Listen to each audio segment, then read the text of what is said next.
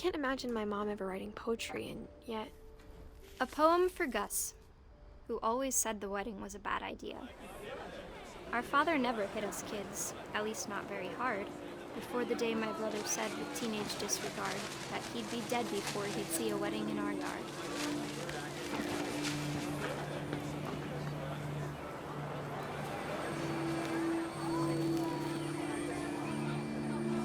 My father made him come, of course, but Gus stood far apart, just flew his kite and bottled up the storm inside his heart.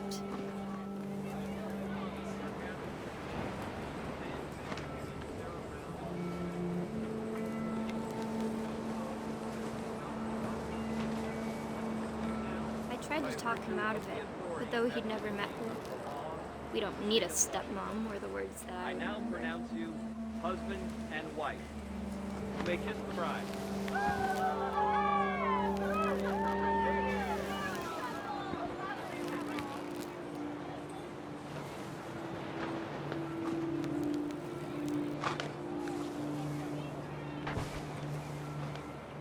When the time for photos came, Dad ordered him to come here. But Gus declined, and as a sign held up his middle finger.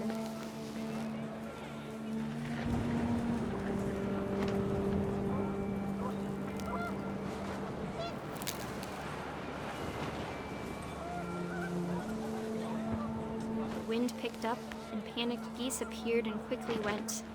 But all the humans did that day was go inside the tent.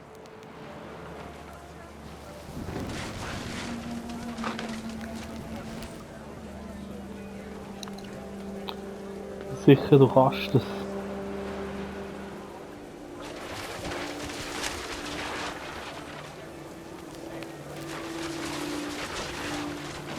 The rain came down in buckets then, but no one seemed afraid. Ja. Nature might destroy the tent our dad had crudely made.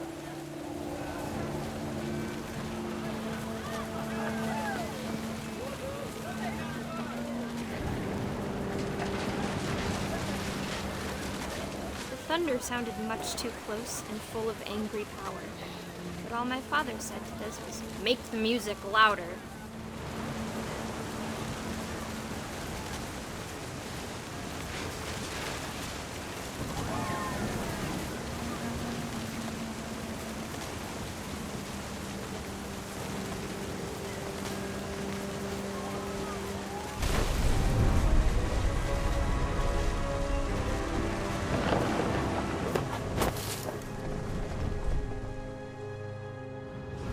I wish that I could truly say I thought about you on that day.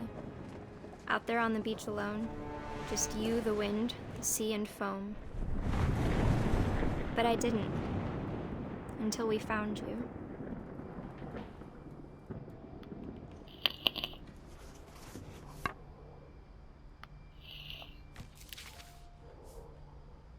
She never talked about him, but Mom told me once if I was a boy, they were going to name me Gus.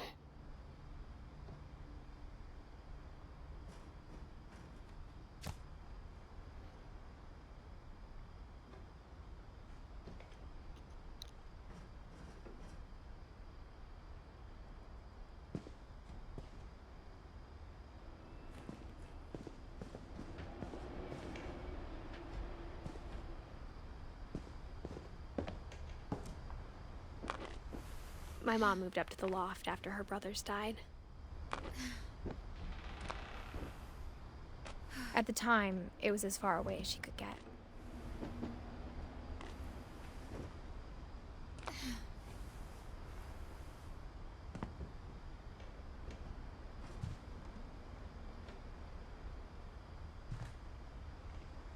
Religion was another thing my mom never talked about, but I think it helped her a lot after her dad died.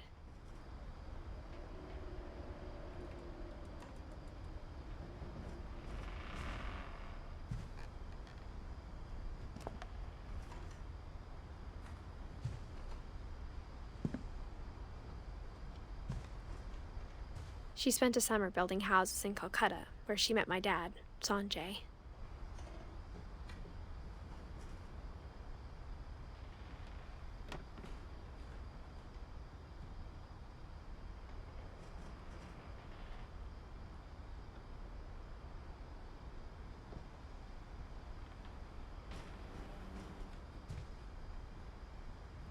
My mom moved to India a week after graduation and got a job teaching English. Louis was born a year later.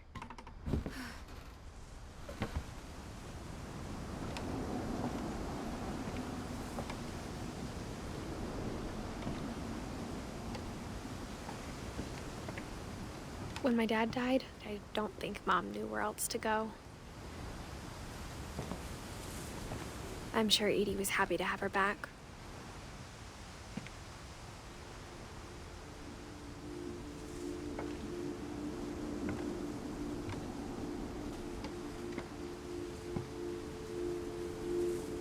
And to see kids in the house again.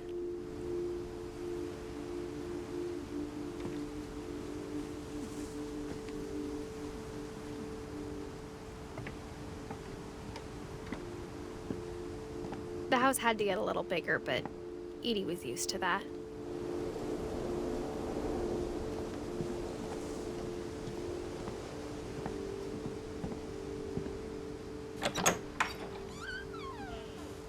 And for a while, things were good. Almost normal.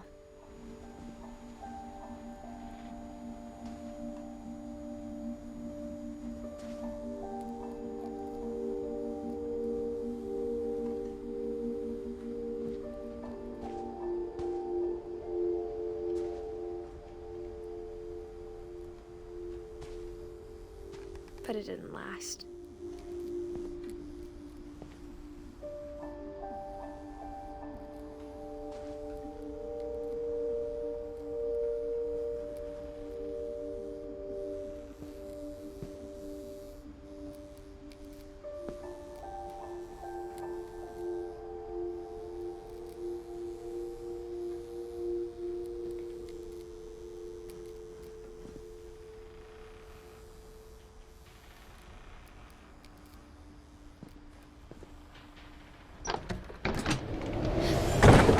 The beginning of the end was Milton's 10th birthday, when Edie gave him a castle.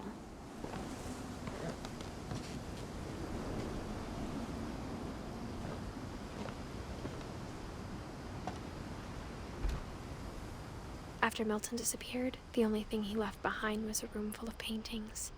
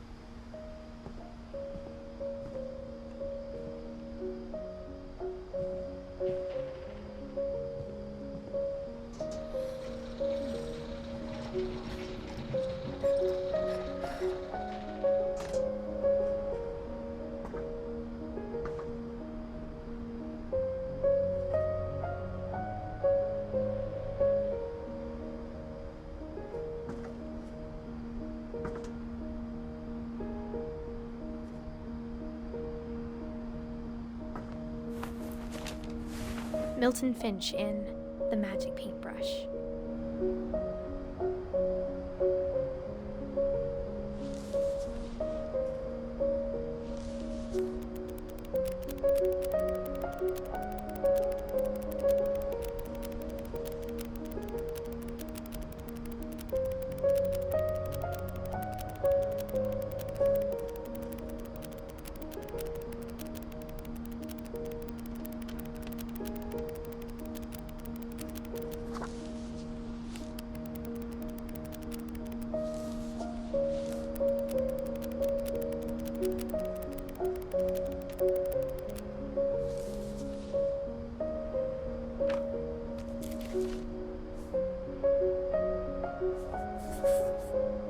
I was 4 when Milton disappeared.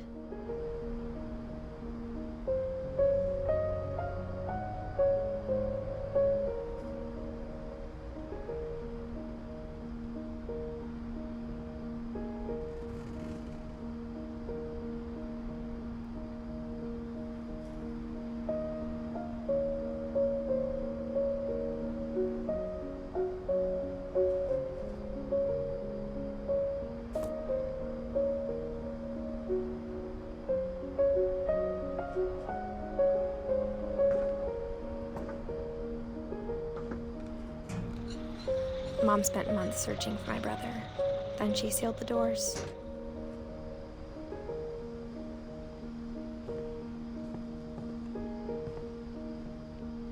Whatever Milton had found in the house, Mom didn't want it getting out.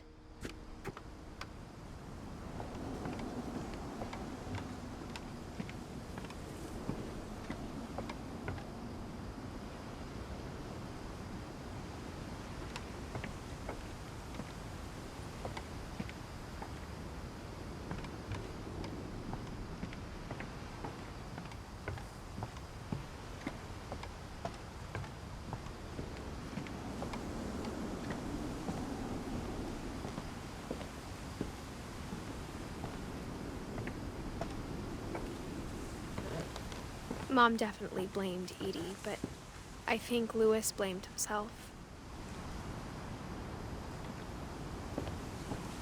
After he graduated, he just spent more and more time in his room, until Mom got him a job at the cannery.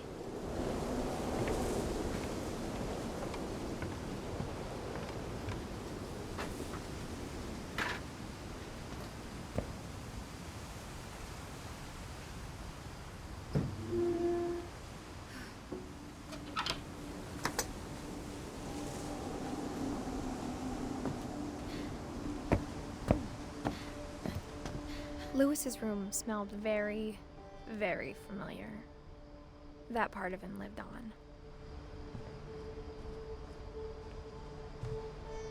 Louis and I spent a lot of time playing games together, but he was surprisingly bad at them. He died a lot.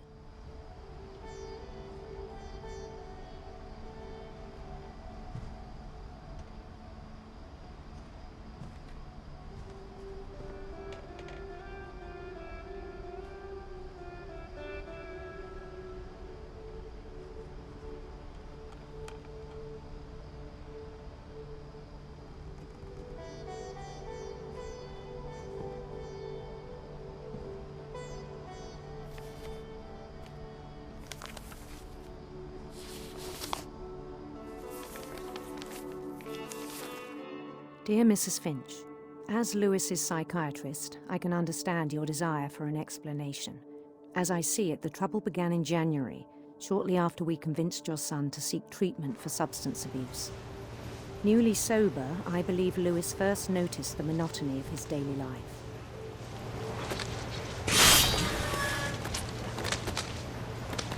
He kept working at the cannery, but he withdrew part of himself. In our sessions, I saw the same behavior. His mind began to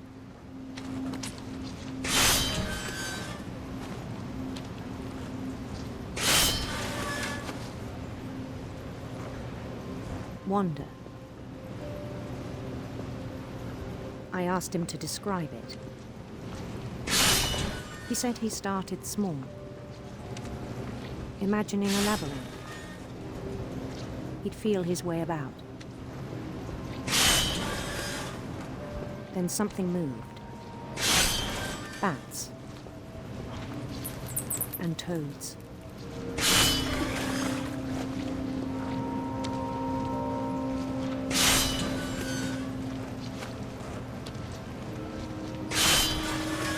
And things that have not names. He knew it was all in his head.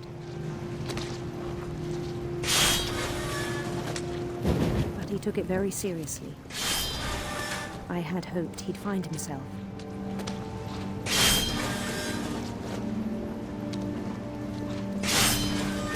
But he found something more. I worried about him then, daydreaming at the cannery. I spoke with his boss. But he said Louis had become a model employee. Methodical, tireless, focused. Like a whole new Louis. So I let him go on.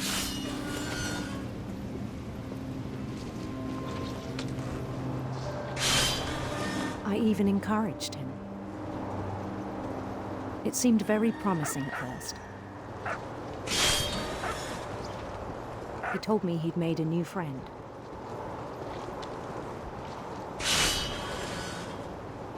On the edge of a city he named Lewis Topia.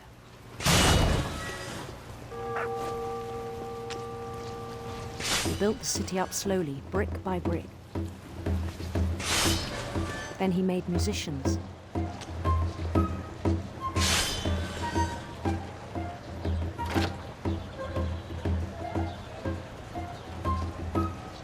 And songs for them to play.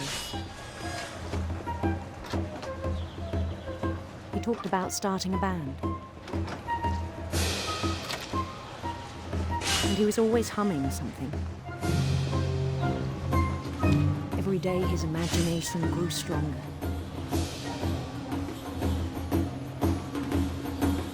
He no longer spoke at the cannery. But his chopping was as reliable as ever. Then one day it struck him that all the cheering crowds, even the stones under his feet, were all in his imagination, so he could do whatever he wished.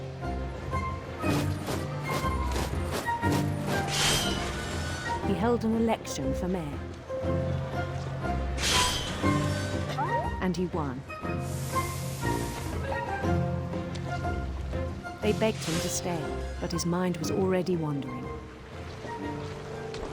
It became a game for him.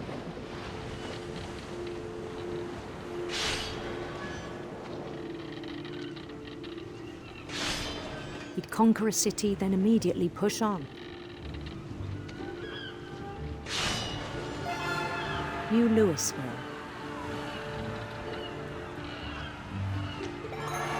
St. Louis. He started drifting away from our reality.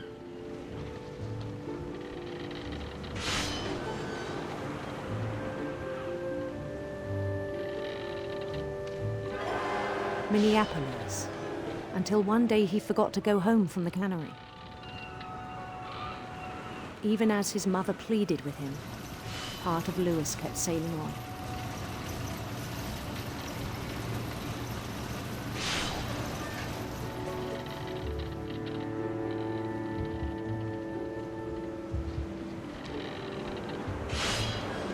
In Louisburg, he heard rumors of a handsome queen.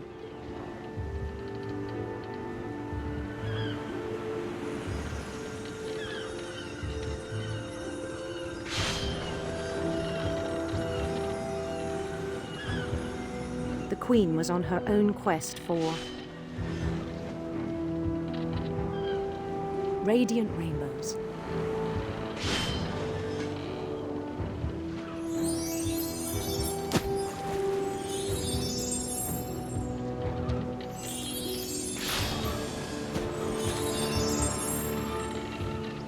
He followed the sound of her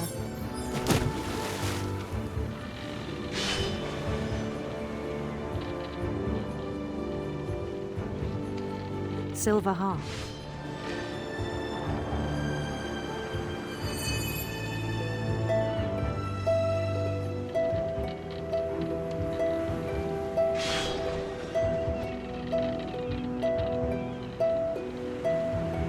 His chase led him to a golden palace east of the sun and west of the moon. Even then, his logic remained sound.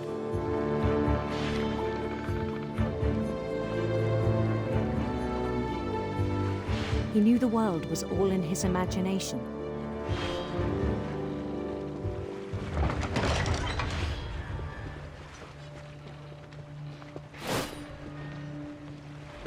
But he was so proud of having created it.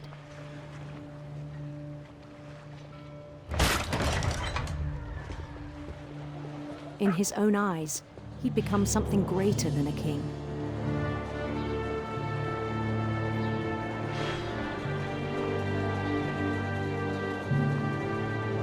For someone who'd never known success in the real world, I think it was overwhelming.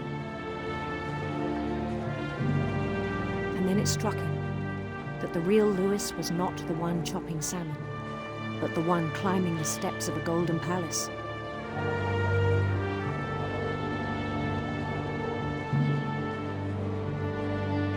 My imagination is as real as my body, he told me. It was hard to argue with him.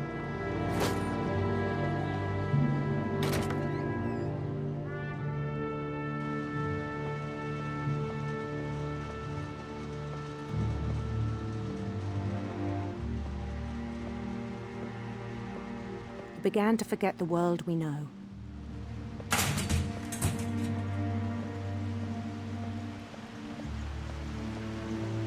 I think it pained him to remember Lewis, the cannery worker.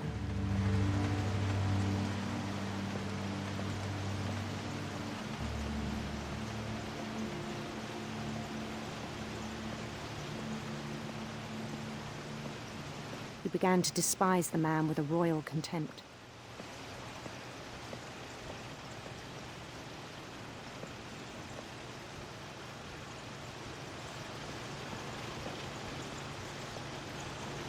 I still thought I could save him.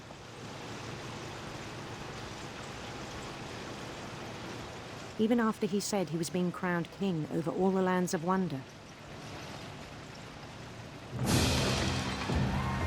The palace would be packed with his companions.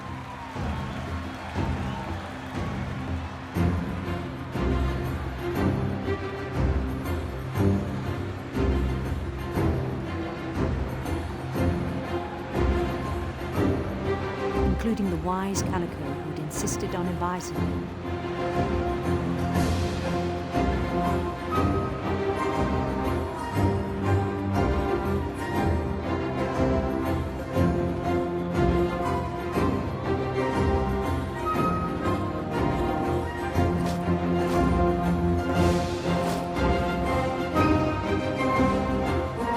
His queen waited, holding his crown.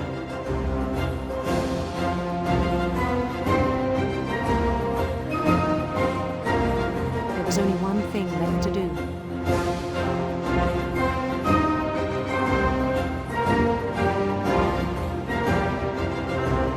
Bend down his head.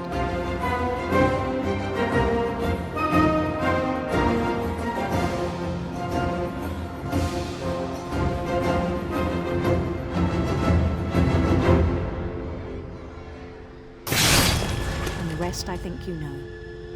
Mrs. Finch, your son was a kind man who will be missed by all of us who knew him.